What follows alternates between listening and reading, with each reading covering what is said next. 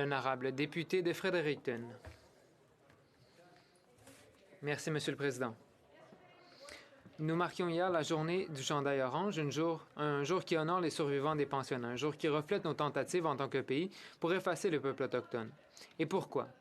Pour avoir accès aux ressources de cette terre sans entrave parce que notre gouvernement colonial avait signé des traités qu'il n'avait apparemment pas l'intention de respecter. Le Canada a sous-estimé la force et la résilience des peuples autochtones et il continue de le faire. Les peuples autochtones ont dû se battre pour leur vie, pour la reconnaissance, pour les droits. C'est une question de survie. 5 des codes postaux les plus pauvres au Canada se trouvent dans les communautés des Premières Nations du Nouveau-Brunswick. Les bandes de la Nouvelle-Écosse ne sont pas loin derrière. L'opération de subsistance n'est pas une grande opération, c'est quelque chose qui permet aux familles de se sortir de la pauvreté.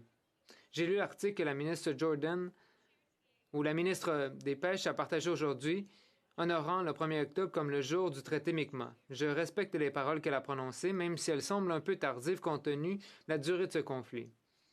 Elle a déclaré avoir grandi au sein d'une génération qui n'a jamais reçu d'enseignement sur l'histoire des peuples autochtones. Ce n'est que lorsqu'elle est devenue députée qu'elle a commencé à constater les énormes et inquiétantes lacunes dans son éducation, notamment en ce qui concerne la signification juridique et culturelle des traités et son obligation en tant que Canadienne de les respecter. Je la félicite d'avoir eu le courage d'admettre qu'elle a appris l'histoire des Autochtones si tard dans sa vie. C'est important et je crois sincèrement qu'un grave manque de compréhension et d'éducation est à l'origine du conflit actuel. En 1760, le traité de paix et d'amitié a été signé entre les Mi'kmaq, les Wolastoqiyik et les Passamaquoddy et la couronne britannique. Elle a été connue comme un traité national entre deux nations souveraines et sa légitimité est confirmée par la Cour suprême du Canada. Le 17 septembre 1999, la Cour suprême du Canada a acquitté Donald Marshall Jr., un Mi'kmaq, de 3 chefs d'accusation relatifs à la réglementation fédérale en matière de pêche. Marshall a fait valoir qu'il avait le droit de vendre du poisson pour gagner sa vie en vertu des traités de paix et d'amitié de 1760 et 1761. Son équipe a indiqué que les droits de l'accusé en vertu des traités sont limités à la garantie des nécessités qui doivent être interprétées dans le contexte moderne de l'équivalent d'un moyen de subsistance modéré.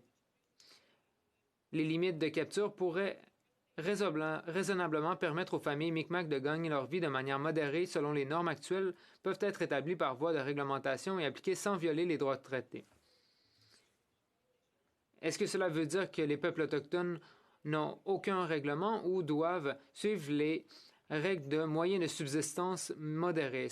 Est-ce que c'est ceux de 1999 ou de 2020? Je dirais qu'un droit de traité est une désignation d'une nation souveraine et qu'il n'est pas approprié d'étendre ce droit sans la capacité de s'autogouverner. Les communautés et les dirigeants autochtones doivent prendre l'initiative de déterminer la définition d'une pêcherie de subsistance avec le soutien du gouvernement fédéral plutôt qu'avec son intervention. Commencer à fixer des limites monétaires à ce qu'une pêche de subsistance par le biais de la définition est problématique. Une politique élaborée par les Mi'kmaq, les Wolastoqiyik et les Passamaquoddy décrit un engagement en faveur de la conservation comme première priorité pour la pêche autochtone. La politique précise également un engagement en faveur de l'éducation et de la coexistence pacifique avec les Canadiens. Les Mi'kmaq exerceront un contrôle sur toutes les ressources halieutiques dans les territoires traditionnels. Toute politique de pêche doit protéger et promouvoir les droits de pêche reconnus dans les traités et les lois applicables. Les dirigeants Mi'kmaq et Wolastoqiyik ne concluront pas d'accords de pêche qui semblent abroger ou déroger aux traités ancestraux issus de traités reconnus dans les traités applicables ou qui sont protégés par la loi. Ces traités et ces lois expliquent les responsabilités et les intentions des Mi'kmaq et d'affirmer leur plein contrôle sur toutes les ressources de pêche dans les territoires traditionnels. En 2017, Pêche et Océan Canada a commencé à négocier des accords limités dans le temps pour la réconciliation des droits en matière de pêche et a signé 2 de ces accords en 2019. Bien que ces accords semblent être de bonne foi, il n'existe aucun mécanisme de négociation. L'injustice affichée perpétue une relation inégale et ignore l'autonomie et la souveraineté sur les terres non cédées. Les chefs autochtones ont la capacité et les connaissances nécessaires pour défendre leur nation et négocier avec le gouvernement. Je demande que le ministre convoque immédiatement une table de discussion fondée sur le respect et la reconnaissance qui permettent à ces conversations de se poursuivre. J'ajouterai également que les pêcheurs non autochtones doivent avoir voix au chapitre car si les frustrations s'accumulent, la situation dans la baie de Sainte-Marie ne fera que s'empirer. L'honorable secrétaire parlementaire à la ministre des Pêches et Océans. Monsieur le Président, merci beaucoup. Merci à mon honorable collègue pour son excellent exposé.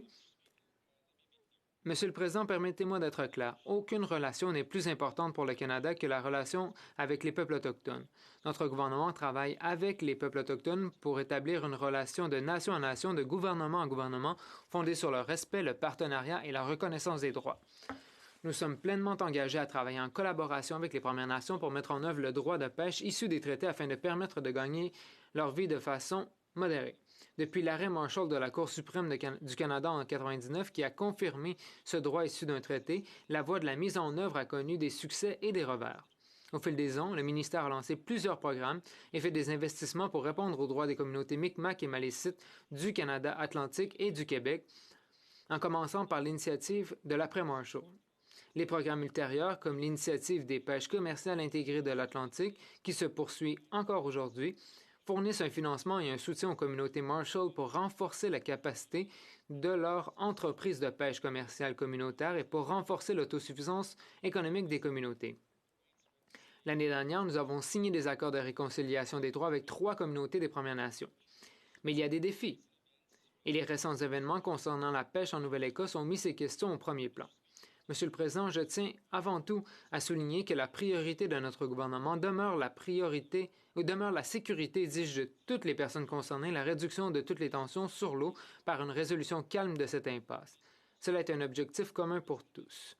C'est aussi l'engagement de notre gouvernement à travailler en collaboration et avec respect avec les communautés des Premières Nations afin de mettre pleinement en œuvre les droits issus de traités. La ministre des Pêches et Océans s'entretient directement et régulièrement avec les dirigeants des Premières Nations et les représentants de l'industrie.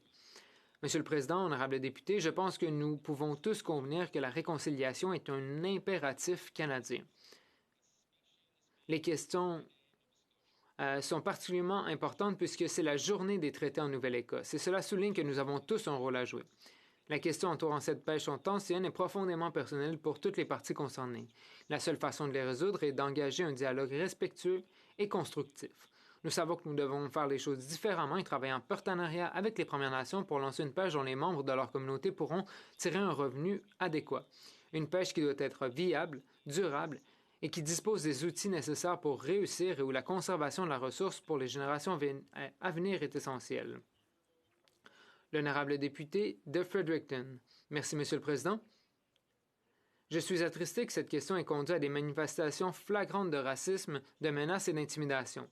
Cérémonies traditionnelles moqueuses, messages dans les médias sociaux sur la nécessité de rétablir les pensionnats, panneaux dans les lois du Nouveau-Brunswick pour sauver un élan, tirer un Indien. J'ai entendu des pêcheurs dire qu'il y a beaucoup de colère, beaucoup de frustration, que la majorité des gens ne sont pas racistes et qu'ils en ont tout simplement assez de la menace perçue pour la durabilité de la pêche. Je comprends l'incertitude de notre économie, la fluctuation de nos ressources naturelles et le cycle stressant de la saison. Je comprends l'incertitude. Je comprends les préoccupations, mais rien de cela ne peut l'emporter sur les comportements affichés tout au long de ce conflit.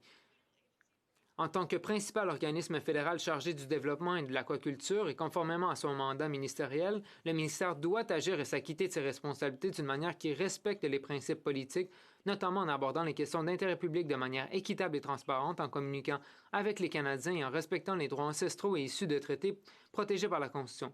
Aujourd'hui est le jour du traité des Mi'kmaq.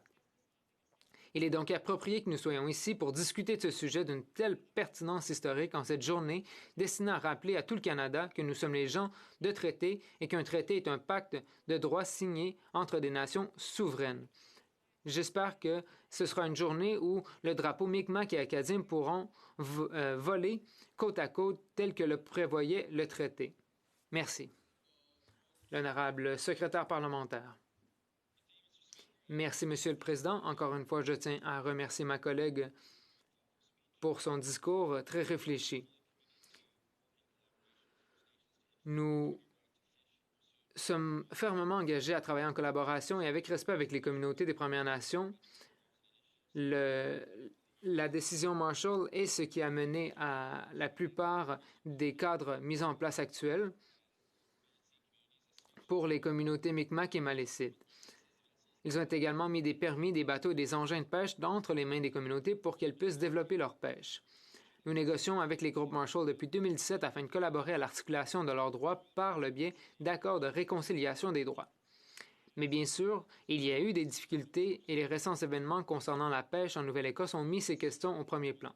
Nous restons fermement engagés à travailler en collaboration et avec respect avec les communautés des Premières Nations pour mettre en œuvre les droits issus de traités et nous pensons que c'est par le dialogue continu que des relations de respect mutuel et de compréhension accrue émergeront, comme nous l'avons vu par l'honorable député d'en face aujourd'hui. Merci beaucoup, Monsieur le Président.